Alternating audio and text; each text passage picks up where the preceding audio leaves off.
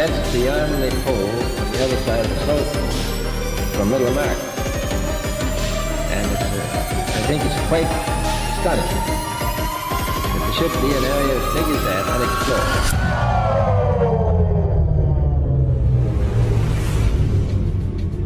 Hi, how are you? I hope you always healthy. Welcome to my channel. In this video, I would like to talk about the moon and flat earth. This is the truth. I will tell the truth. It's painful, but better to get hurt by the truth than comforted with a lie. Before I start it, remember to subscribe and hit the bell icon on my channel if you enjoy.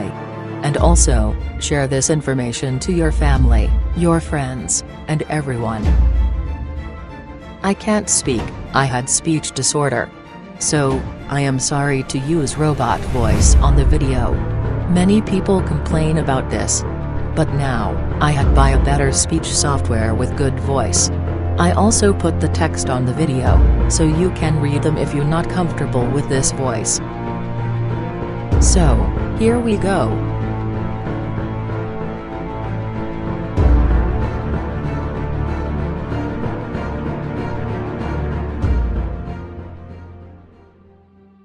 The moon is upon a flat earth.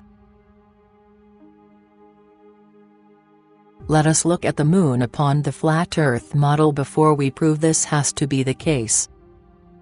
The moon moves around us in spiraling circles above the stationary flat earth, moving from tropic to tropic over the course of 6 months, in an almost identical trajectory to the sun. One face.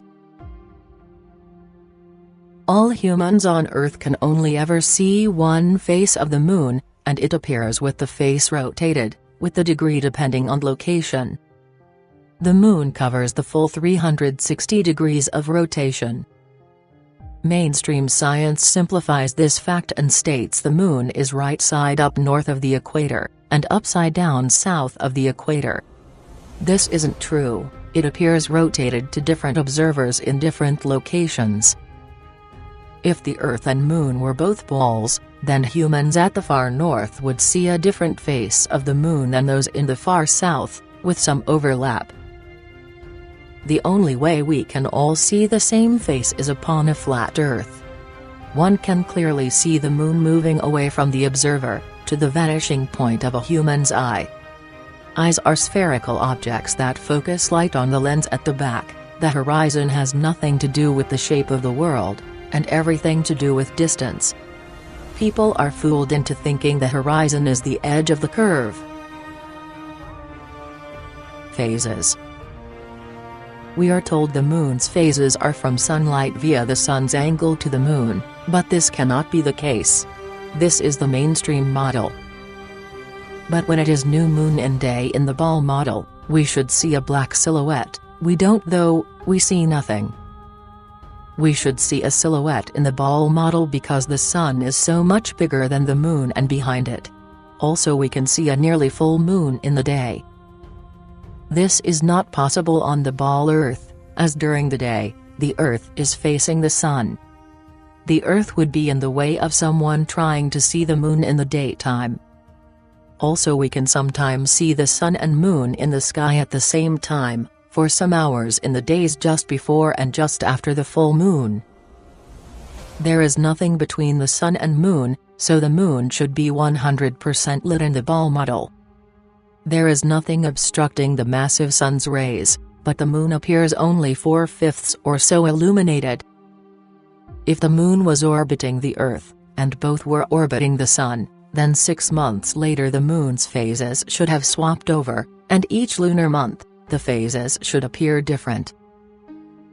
We are told that the sun gives the moon its light for the phases, but if this were the case, during each lunar month, the moon would be at a different angle to the sun. It would be impossible for the phases to remain the same each lunar month. But they do. Study the two images in the screen to get a full understanding of this. These two images, both present the same mainstream paradox. A. The moon does what it does with its phases each month. B. the moon goes around the sun with the earth. One of these has to be wrong, but we are told that both are true. You can see from the two images that the moon should have a different light reflection from the sun, at different locations around the sun, but at the same time and location of its own lunar month. It should actually act like this, but it doesn't, helping to prove the ball Earth model is a hoax. This might need some contemplation, a pen and paper, or possibly a reread. But it is indisputable. Reflection. The moon cannot be above a ball, or the reflection on the ocean wouldn't reach to the person on the shore, but it does reach an observer on the shore. If the moon were above a ball, the reflection on the ocean would behave much differently. See this picture, where we have pieced in the phantom curvature. Tides. We are told that the gravitational pull of the moon alone creates the tides, but this is also wrong. If the moon was 2,160 miles in diameter, and the Earth 8,000 miles in diameter, the Earth would be 87 times larger, and would attract the smaller mass, the moon, to it, not the other way. We are told the Earth's stronger gravity keeps the moon in orbit. So how can the moon's weaker gravity override Earth's gravity at Earth's lowest points? If the magical error-ridden force called gravity existed, all trees would look like willow trees, and all flowers would wilt in an N shape. But that is for another time. The Earth's tides vary greatly. For example, near the Isle of Wight, there are 4 tides a day. Some beaches have tides which go out far, while others not so much. The mainstream map of tides is not uniform, and would not be caused by a single body moving harmoniously across from east to west.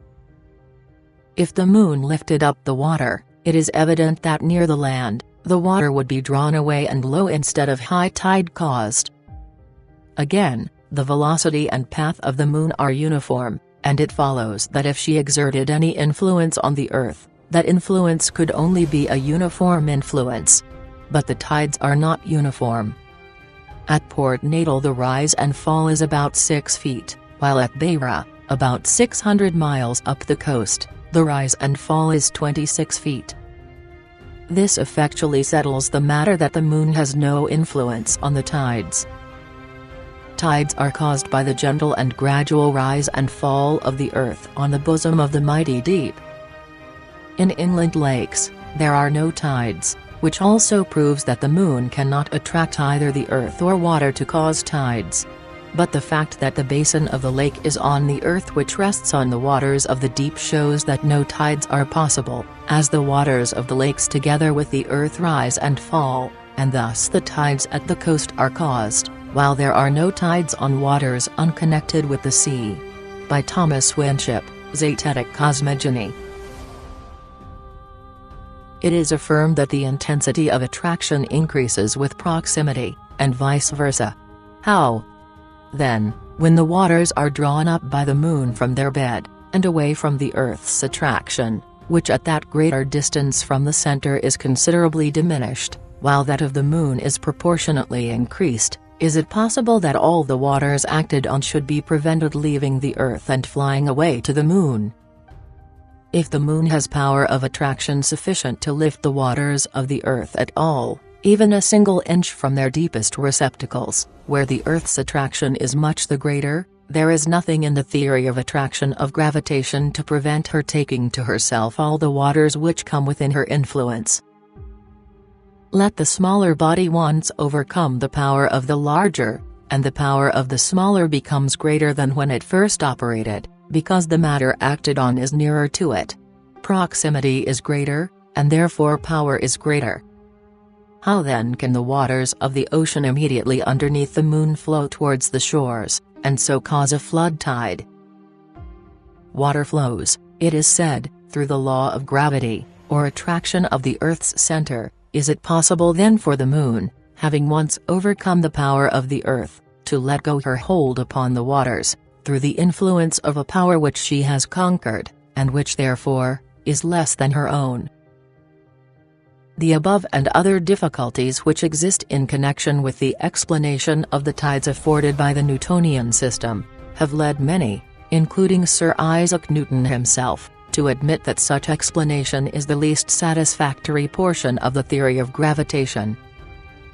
Thus we have been carried forward by the sheer force of evidence to the conclusion that the tides of the sea do not arise from the attraction of the moon, but simply from the rising and falling of the floating earth in the waters of the great deep. That calmness which is found to exist at the bottom of the great seas could not be possible if the waters were alternately raised by the moon and pulled down by the earth. By Dr. Samuel Robotham, Zetetic Astronomy, Earth Not a Globe. Even Sir Isaac Newton himself confessed that the explanation of the moon's action on the tides was the least satisfactory part of his theory of gravitation. This theory asserts that the larger object attracts the smaller, and the mass of the moon being reckoned as only 1/8 of that of the Earth, it follows that, if, by the presumed force of gravitation, the Earth revolves round the Sun, much more, for the same reason, should the moon do so likewise, instead of which that willful orb still continues to go round our world. Tides vary greatly in height, owing chiefly to the different configurations of the adjoining lands. At Chepstow it rises to 60 feet, at Portishead to 50, while at Dublin Bay it is but 1–2, and at Wexford only 5 feet. That the earth itself has a slight tremulous motion may be seen in the movement of the spirit level, even when fixed as steadily as possible, and that the sea has a fluctuation may be witnessed by the oscillation of an anchored ship in the calmest day of summer. By what means the tides are so regularly affected is at present only conjectured, possibly it may be by atmospheric pressure on the waters of the great deep, and perhaps even the moon itself, as suggested by the late Dr. Robotham, may influence the atmosphere, increasing or diminishing its barometric pressure, and indirectly the rise and fall of the earth in the waters. By David Wardlaw Scott, Terra Firma. The sun and moon together create the tides. The biggest tides are when the sun and moon are both above the horizon and one near to the other. The combination of the sun and moon locations most probably create electromagnetic currents. Tides only happen in the oceans, never in creeks, rivers or marshes. The ocean is made up of salt water, and salt is a conductor of electricity, and therefore has an EMF. Salt molecules are made of sodium ions and chlorine ions, and an ion is an atom that has an electrical charge. Here's a sea temperature map upon the flat Earth. It's also possible this has a bearing on tides too. I've noticed that when the sun is over say the Atlantic then it's low tide, and when the moon is over the Atlantic it is high tide. In my research into electromagnetic energy is that the sun is very energetic to humans, animals and even gives food to plants by chlorophyll. And the moon is the negative energy as it putrefies plants etc. So in studying I've noticed it may be affected by this dual positive and negative together and they work in harmony with the ions in the water and electromagnetic fields. By Anonymous. When we look at tides on the flat Earth model things make more sense. Size, distance, and speed. The moon is 32 or so miles wide, as is the sun. The moon is around 3,000 miles away. Do you really think you can see details on something 235,000 miles away, when you can't see details on a mountain 70 miles away on a clear day?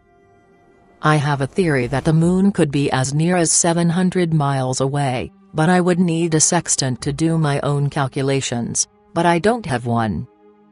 One thing's for sure, it is much closer than we are told. Currently, I cannot go against the 3,000 miles away distance. The moon is very similar in distance from Earth as the sun is, but is a bit closer to Earth as the moon appears in front of the sun on a solar eclipse. The moon is anything up to a few hundred miles nearer to Earth than the sun is, But the altitude of the moon, and or the sun too, varies. How do we know this? We can witness total solar eclipses and annular solar eclipses. The moon travels around 60 to 70 minutes a day slower than the sun in a 24-hour period. The moon's movement, forward motion, is not the forward route through the zodiac as we see it in the sky. The moon's travel is the other way as the backdrop of the zodiac spins and moves faster, as viewed from a human eye. This is also the same rule for the sun. The constellations go much faster than the moon as viewed from a human eye, so the moon appears to go through a zodiac constellation each 2.5 days or so in reverse, but this is seen in astrology as normal forward.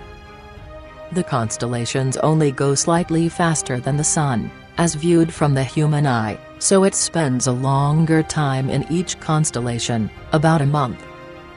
Here are images from Stellarium, showing the movement of the moon from a baseline in southern Spain, then 48 hours later, and then another 48 hours later.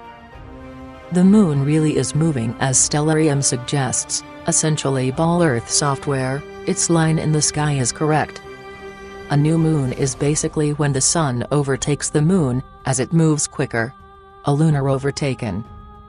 A full moon is basically when the moon is as far away from the sun as it can be within the current lunar cycle, but the sun is slowly catching up and now moving into the same semicircle. A lunar run but can't hide. Nodes. This image is presented as a fact, with the lunar nodes around the globe Earth, the cause being due to an approximate 5% tilt of the moon's orbits. Within the flat Earth model, this is simply explained. We look up and we see the moon moving above and below the sun's apparent path, which is known as the ecliptic in ball Earth terms. In flat Earth terms, the ecliptic is just a line that shows the sun's path, nothing more. So over the course of time, twice a month, the moon crosses above and then below the sun's trajectory line. See image above where the moon is above the line. Where the moon crosses it, this is a node, in astrological terms. The moon spends half the time above this line, and half the time below this line, from a human eye on our flat Earth. The nodes are intersections. It's important you understand and remember this simple nodes explanation for the eclipse chapter much later on. We will use the term flat Earth node from now on to avoid confusion. The moon at a node is related to eclipses, and to the past and future in astrology. The south node natal placement of a person is what one brings into this incarnation. The north node natal placement is where one can evolve and learn the most, where one should be heading. NASA. Why are there no photos of the moon from one of the thousands of satellites we supposedly have in space? Or any photos from the ISS, supposedly it is manned all the time, but no photos of the moon? The Hubble telescope hasn't taken any photos of the moon, as it is apparently on high zoom mode. NASA has also made some errors with the moon. Here is the moon being supposedly filmed from the ISS. For sure this is a really poor effort at Photoshop, a white circle. Maybe the license ran out and they had to use Microsoft Paint? Here is a famous NASA image on the left, the Earth from the moon. But this is wrong. The Earth is supposed to be 4 times bigger than the moon, but the Earth appears about the same size the moon does from Earth. The image on the left should have looked more like the one on the right if the ball model were true.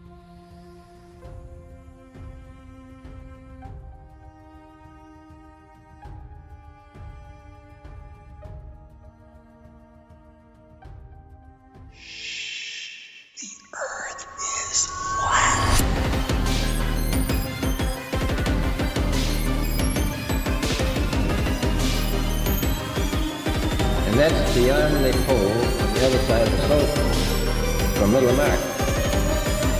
And I think it's quite astonishing that there should be an area as big as that unexplored.